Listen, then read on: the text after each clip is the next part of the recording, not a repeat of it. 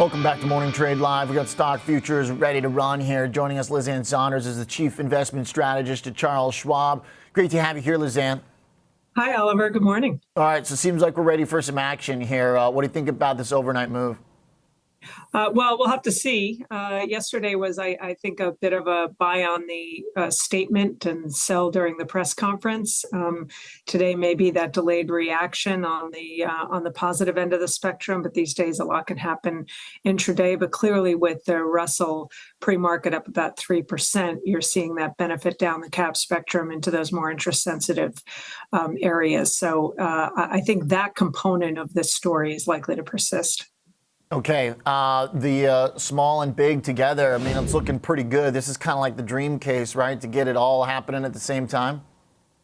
Yeah, so equal weight has been hitting all-time highs, outperforming the S&P over the past 1 month on a quarter-to-date basis. And you and I have talked about it before, Oliver. I think that broadening out probably has legs. That's not to say every day, every week. I think we're going to see fits and starts. I think there's still money that wants to come back into the mega cap names, into the Magnificent Seven. But I think that there are compelling stories more under the surface. And that's in part due to the fact that in the case of the NASDAQ, the average member within the NASDAQ has had a maximum drawdown of 44% this year. At the index level, it's only 13%. But there's been significant turmoil under the surface, which, although painful when you're going through it, is also an opportunity set for money that is looking for ideas outside of that small concentration of mega cap names. And I think there are still opportunities. At this point, we would still bias up to in terms of quality, but there are definitely opportunities outside of that mega cap universe. It's a good reminder that we did go through some pretty deep stuff there. So off the highs, one could argue a lot of discounts available still. Liz Ann, looking at how the market's responding to bonds too, that seems important that we've got yields coming up this morning after a pretty good jobless claims. How does that factor into it? Yeah, so we have seen a bit of a reversal, at least in terms of short-term correlation between bond yields and stock prices. And I think that that's in part due to the Fed's focus on supporting growth versus just reacting to the inflation data. And that kind of backdrop, when you see yields go up, like we've seen with the 10-year, it's reflective of the bond market saying recession risk is relatively low. And given the Fed's confidence in inflation continuing to come down and or staying fairly low, I think the equity market keys off the bond market on the growth side of the equation, not on the inflation side of the equation. Okay. And that means we are potentially in a situation where a deep cut from the Fed maybe helps boost our economy, at least helps it stop slowing as much. Is this a pro-cyclical event, Liz Ann? Should we describe it that way?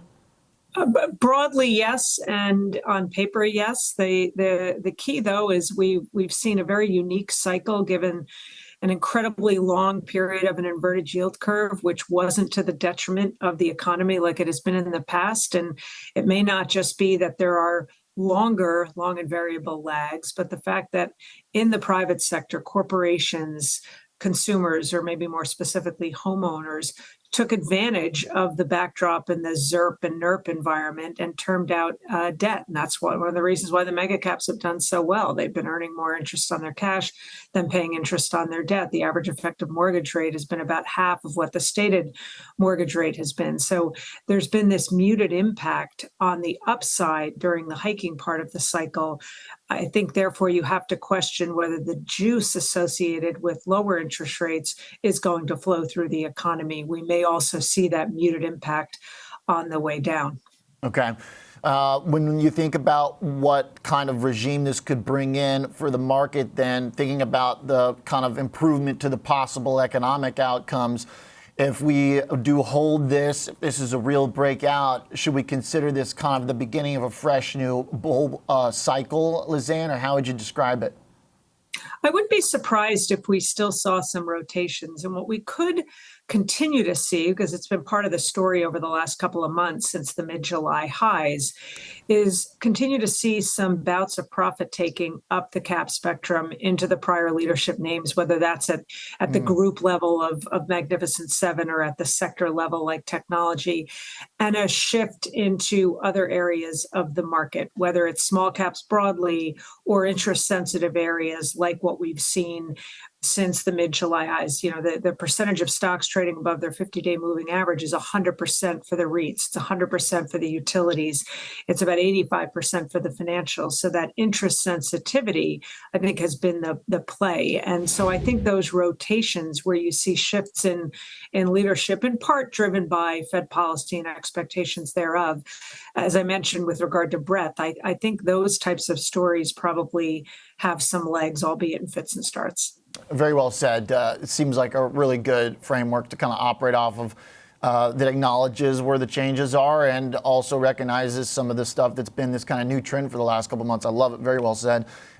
Liz Ann, so thinking about kind of what comes next, do we still have potential for volatility around economic data, or does this extend the lifespan of enough businesses to give us some leeway? Yeah, I think there probably will be continued volatility in terms of economic releases, both on the inflation side of things as well as on the labor market side of things.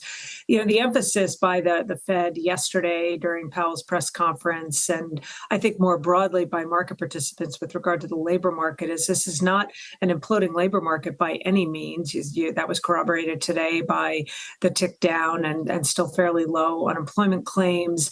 You're not seeing a big move up in layoffs. It's the hiring rate that has really stalled. And I think those types of metrics, not just the headlines of payrolls and the unemployment rate, but the innards of all this data to get a sense of the looseness in the labor market and whether it will ultimately translate into the kind of weaker labor market data that you tend to see heading into or already in a recession.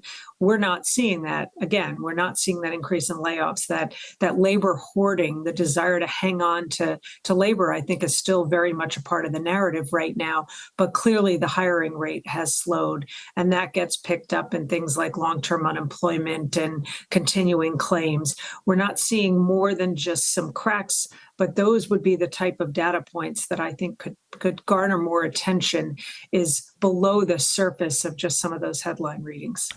If we were able to sort of tourniquet the bleeding in the job market and maybe put a lid on the trend in unemployment, obviously the metrics you're talking about as well, the deeper stuff too, on the kind of like higher frequency level too. If we could kind of slow or pause all that, Liz Ann, I mean, that truly would be the type of situation that's kind of like breaking the textbooks on what to expect. Is that kind of fair to say? Yeah, I think it is fair to say, and I do think the profit story, as is always the case, comes into clearer focus when you move toward the end of a quarter and you head into reporting season. I think that's really key, and it ties back in to the first part of your question in terms of decisions that companies make about their own labor expectations into 2025. Include not only the pickup in EPS growth, but near record profit margins. I think that's maybe one risk as we head into 2025 is what is the ability, absent a cut in labor, to maintain and or lift that profit margin story in light of the fact that the sort of not the backdrop, the revenue environment, the nominal growth environment is not really supportive of those profit margins estimates as we go into 2025. So I think that tie into the labor market is probably going to start to capture more attention, maybe as soon as once we start seeing third quarter earnings reports. Okay. So earnings obviously now got to play an important role because those have got to come back up to kind of match, I guess, the message about the economy here, because right now this will be mostly a valuation-based move in the short term. How much room do we have on that, Liz Ann, to expand without getting like untenable in terms of valuations? Well, I think we have some room outside of the mega cap names, the Magnificent Seven. You're still looking about a 4 multiple point spread between a group like that and the rest of the market. And we have to remember that the most important macro backdrop for valuations in terms of historically when they've been on the higher end of the range or the lower end of the range has been the inflation backdrop. And the market doesn't like, in terms of valuation discounts, extremely high inflation. That's when you tend to see kind of low teens sort of multiples. And also the market doesn't like deflation either. That tends to hit multiples. About the sweet spot for multiples where you get to average multiples in that 18, 19 range, maybe not coincidentally, is right around that 2% inflation level, which happens to be the Fed's target. So directionally, I think inflation is supportive of valuations, but valuations are certainly more reasonable when you exclude those mega cap names. And also importantly, is we're in the midst of some convergence that's happening over the course of, call it, the next few quarters, where you're seeing deceleration in the earnings growth associated with the Magnificent Seven, but acceleration in earnings growth for the rest of the market, such that by the end of this year, both segments, the other 493 and the 7, are both going to be in the mid to high teens in terms of forward earnings growth. And that, surprisingly, to me anyway, is not getting enough attention. Great stuff. Liz Ann, to connect it back to the Fed for all of this, when you look at their outlook and their economic projections, even though they're bringing up unemployment, they're also bringing up the growth expectations. So it seems like that also kind of fits the balance you were talking about with inflation to some degree as well, kind of in that good lukewarm area.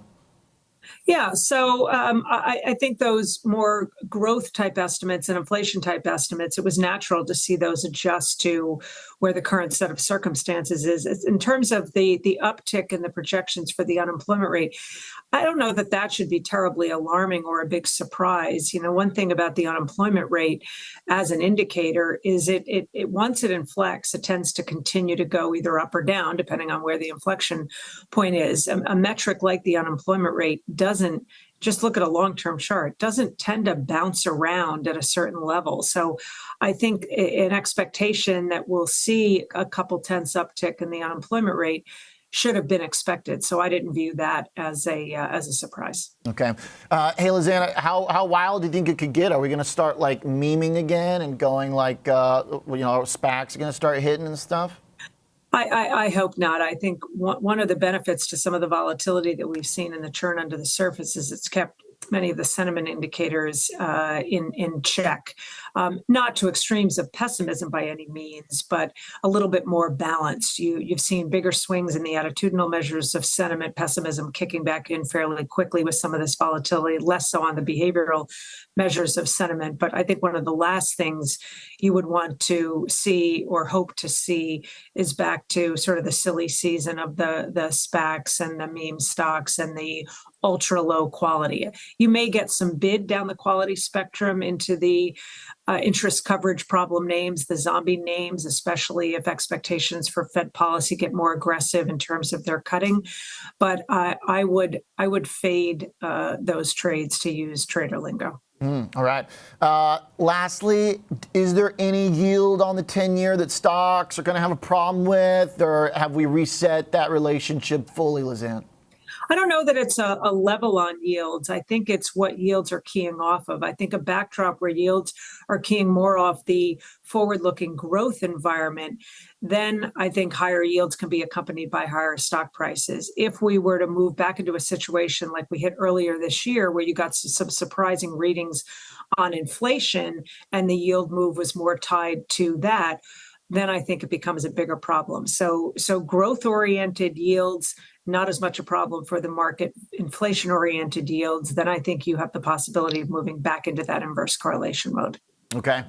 Great stuff, Liz Ann. Thanks for letting us keep you so close to the opening bell. Appreciate that. Thanks. Liz Ann Sonders, fantastic analysis there, as expected, but particularly good and strong on a day where we are having big moves with some strong justification. Great stuff from Liz Ann, especially connecting it into the economy, and the numbers that we saw from jobless claims this morning do help kind of put a little bit of a cherry on top of the narrative that we're going to get help from the Fed at a time where maybe the economy is in pretty good shape.